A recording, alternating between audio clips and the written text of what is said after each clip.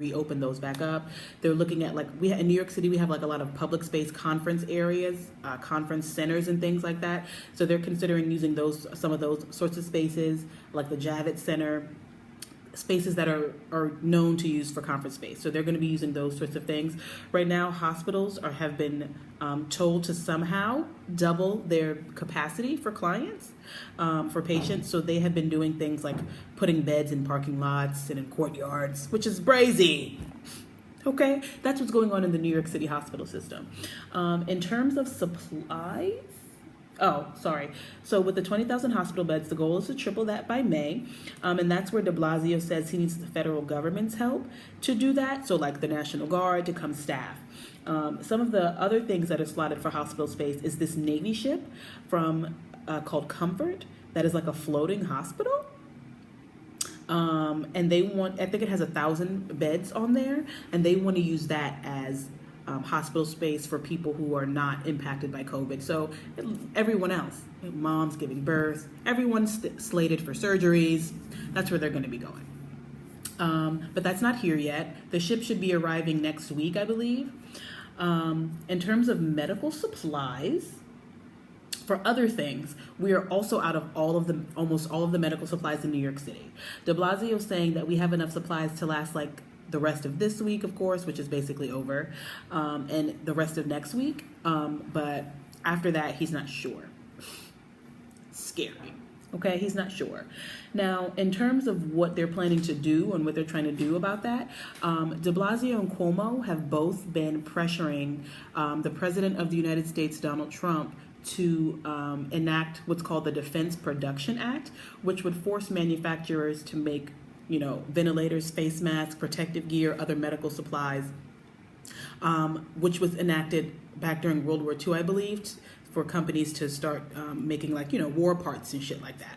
And Trump is refusing to enact the act because he's saying that they don't need to do it because companies are already volunteering, which is true. Tesla and a few other motor companies and a few other different sorts of companies have said that they were going to make ventilators and be in production, but more could be doing, all of them could be doing it if he were to enact the act, because we're out of supplies in New York City already. So I've been hearing some things from Albany. Shout out Albany, GA. Love you guys.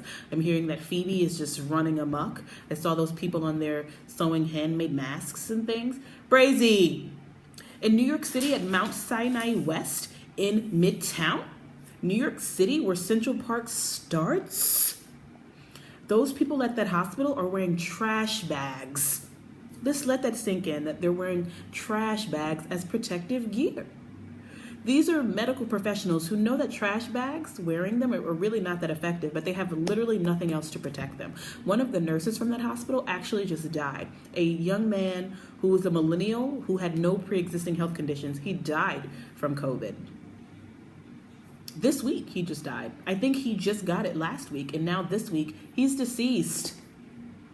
Okay, so that's what's happening with supplies in New York City. What are some other interesting tidbits? Is there anything else that I have on here? They are doing some interesting things with like bills and things. There's a 90-day hold on evictions in New York City. I believe in New York State, there have been a couple of like interesting things to go on with utilities and bills. Like there's a 90-day hold on evictions. I think that's all of New York State. Don't quote me. I know it's definitely New York City. Sorry, New York State. Please don't quote me. Do your own research, people. Always do your own research. It doesn't matter who the source is. It could be your mama. Do your own research, people. Because people can be misinformed and they think that they know what's right and they're sending it to people and telling people that, but they could be misinformed. So do your own research. There's that rent hold. There's that evictions hold. I saw and signed a petition to stop rents and not having people still have to pay rent. I know that people don't have to pay mortgages right now. My Spectrum had got cut off the other day because I forgot to pay for the Wi-Fi. So even though Spectrum is saying that they're giving free internet, they're cutting off people who have it. I don't know. They cut mine off. And because of where I live at, I don't know if they're cutting off like utilities and bills, because where I live at, I don't have to pay those things, aka NYCHA. So I don't know. My bad. Also in New York State, there's a COVID-19 hotline. That number is 888-369-5787. 3065. Currently, they are only testing by appointment. So you cannot just show up to a testing site. We have like drive-through testing sites, but I think they have stopped those. I saw an article about that. I didn't read further into it, and I don't know if today, on Friday, if they're open, because it's day-to-day basis, but it's by appointment. The requirements I got this from the New York State hotline. It says that a person, right now the requirements are that they have come in proximate contact with a person who's tested positive for COVID, or that they have traveled to a list of certain countries and are symptomatic, or they have been mandatorily or cautionarily like quarantined and they have symptoms, or if they have symptoms and they are not testing positive for anything else. However, so this is what they have on the website. However, in real life, I know people right now who, I know a couple of people who are so sick right now with COVID, or things that they think are COVID, or I have a couple of colleagues and their roommates are suspected of maybe having it, or they are symptomatic, but they're not being tested because in New York City, you can only be tested if you have a certain level of symptoms, and you can only be admitted to the hospital if you are like keeling over. So that's not accurate. So the average person who's sick and who is having like flu-like symptoms, but they're not having a fever of, over a certain amount or whatever the case may be, or they can breathe to a certain level, but you have to just take care of yourself. So what I have been doing, I have a thermometer here, so that if I do feel like I have a temperature, if my man feel like he got a temperature, we can actually do that to monitor it. I have some acetaminophen here because I've been reading online that ibuprofen doesn't work. I don't know if that's true, because nobody knows anything about the virus. This shit is novel coronavirus. That means it's new. That means that nobody in the entire world that's a human being had any sort of immunities built up to it, because it's brand fucking new. So nobody really know nothing about it. So this is some things that I've been seeing online. These are some things that my colleagues have told me peripherally. I have worked with a doctor, so she's told us some things. My colleagues and my friends, I know a nurse, teachers and shit like that. So this is all word of mouth. So people are just doing what they think that they need to do. There's that thing online that I'm seeing about boiling orange and lemon peels and garlic in a pot, or onions, not garlic, and breathing in the vapors because it clears out these passages. I'm seeing that shit. I'm seeing that COVID loves the cold and hates the warmth, and so if you're going out and it's cold, that your nasal passages, all of them through here, are basically the same temperature as the air that you're breathing in. So if you're in this cold air, that it's fucking you up. So to warm that shit up. So I've been keeping it warm in the apartment. My boyfriend is dying. Been washing my hands like a fool. I've been keeping my beautiful whipped shea butter that I made so that I could lotion my hands as needed. I'm making sure to like sanitize doorknobs and shit as much as I can remember to do. All that shit, man. People have to, unfortunately, is what it's seeming like, us random, everyday, average Joe, working class, probably even middle class too, child, citizen is having to do these things because these celebrities and these famous people are saying that they don't have symptoms, but they're getting the test and it's coming back positive, and they're at home getting treatments, but then in New York City people are dying left and right.